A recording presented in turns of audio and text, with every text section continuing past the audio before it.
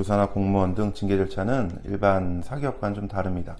법에서 규정이 되어 있고 실제 징계 절차를 경험을 해보지 않는다라고 하면은 어떻게 진행이 되는지, 어떻게 해야지 효과적인지 이 부분을 잘 모르는 경우들이 굉장히 많습니다. 아주 일반적인 사항들만 좀 추려서 좀 설명드리도록 하겠습니다. 먼저 형사사건에 연루가 된다라고 하면 교사나 공무원들은 당연히 소속기관에 통보가 됩니다. 왜냐하면 징계를 해야 되는 것이기 때문이죠. 일반적으로 품위 유지 의무가 있기 때문에 징계 사안이기 때문에 통보가 됩니다. 근데 형사사건이 아니다 하더라도 어떤 비위 사실이 드러난다라고 하면 감사실 조사를 통해서 징계 절차가 또 진행이 되는 것입니다. 그래서 일반적인 순서는 통보가 되든 어떤 비위 사실이 적발이 되는 감사가 시작이 되고 어떤 수사 결과가 이제 통보가 되고 그에 따라서 이제 징계 요구를 합니다. 징계 요구를 소속기관에서 하고 그러면 징계위원회에서 징계 요구 사항에 맞춰서 징계를 할지 말지 이 부분을 진행을 하는 겁니다. 일반적인 형사사건에서 그 수사기관이 수사를 해서 검사가 기소를 하고 법원에서 기소한 내용을 판단을 해서 유죄, 무죄, 유죄라고 한다면 형량을 정하는 이 절차와 좀 비슷합니다.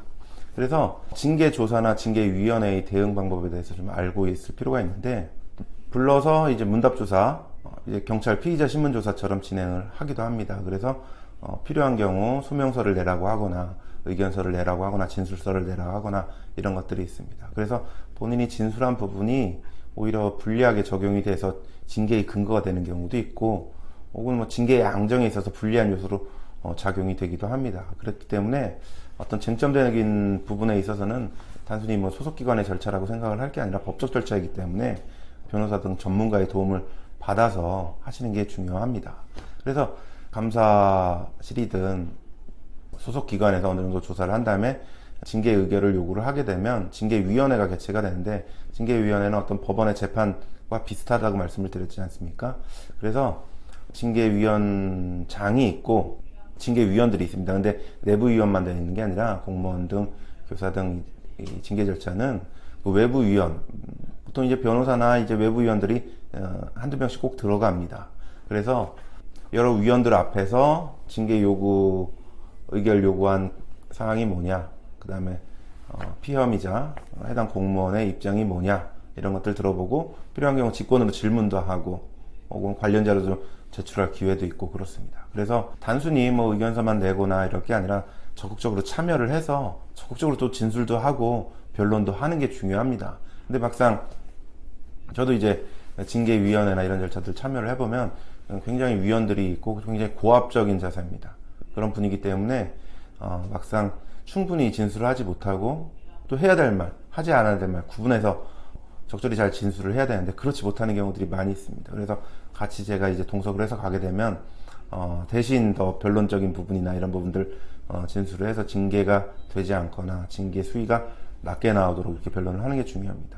실제 여러 징계위원들이 다수 결정을 하기 때문에 어떤 주도적인 의견을 낼 수 있는 징계위원을 잘 설득을 할 수 있다면 그 사람이 이제 우리 징계위원이나 징계 피혐의자가 이제 퇴정한 이후에 내부 회의를 거쳐서 의결을 할 때 유리한 쪽으로 이게 나올 수도 있고 또 불리한 쪽으로 나올 수도 있습니다. 그래서 마치 이제 배심 재판, 배심원들을 설득하는 것과 좀 약간 비슷한 구성을 갖는 경우들이 있습니다. 그리고 또 징계위원회나 이게 징계 과정에 있어서는 징계 교육 공무원 직렬별로 징계 양정 기준표가 다 있습니다. 그래서 어느 비위인지 품위유지 의무라고 한다면 음주운전인지 성범죄인지 성희롱인지 공급 횡령인지 다 항목별로 있습니다.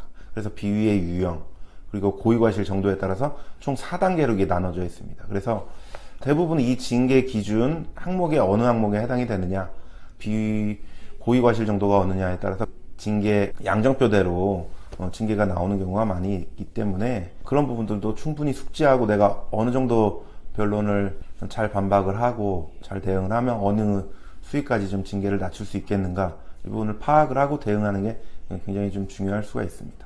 그리고 또 징계위원회에서 어느 정도 징계 의결을 하면 소속기관은 그 의결된 걸 바탕으로 징계 처분을 하는데 여기에 불복이 있다면 이후 절차는 이제 소청 절차를 반드시 거쳐야 됩니다. 공무원의 경우에는 이제 세종시에 교원 소청 심사위원회가 있고 일반 공무원에 대한 소청심사위원회도 인사혁신처 내에 있습니다. 그 절차를 거쳐야 되고 거기서 구제가 되지 않는다면 이제 행정소송을 통해서 불복을 할 수밖에 없습니다.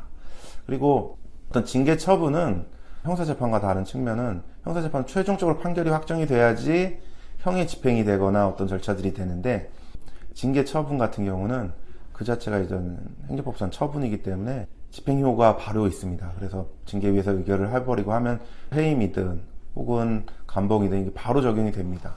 따라서 소청 절차나 행정소송에서는 그걸 정지시켜달라 잠정적으로 최종적으로 판단되기까지는 이런 것들을 별도로 신청을 해야 됩니다. 그걸 이제 집행정지 신청이라고 하는데 소청 절차에서도 신청을 할 수가 있고 거기서 받아들여지지 않는다라고 하면 행정소송에서 집행정지가 받아들여지는 경우도 있습니다. 제가 수행한 사례에서도 징계위원회에서는 해임으로 나왔고 소청 절차에서도 구제가 되지 않았습니다. 근데 그래서 해임된 상태로 있다가 행정소송을 제기하면서 집행정지를 해달라 판결 나올 때까지는 아직 불분명하고 당사자가 받게 되는 불이익이 너무 크다라고 하면은 해임 처분에 대한 집행정지를 받게 돼서 임시 복지 상태로 이제 근무하는 상태로 이제 행정소송을 진행을 해서 소송 결과까지 이제 갈 수 있게 되는 경우들이 있습니다. 이 일반적인 징계 절차 진행 과정인데 이 부분을 이제 모르시는 경우들이 많이 있기 때문에 본 영상을 통해서 이게 정리해서 한번 설명을 드리게 된 것입니다. 본 영상과 관련해서 궁금하신 부분이 있으면 언제든지 댓글 남겨주시고 또 뭐 요청하실 사항이 있으면 남겨주시면 저희가 적극적으로 답변 드리거나 반영하도록 하겠습니다. 감사합니다.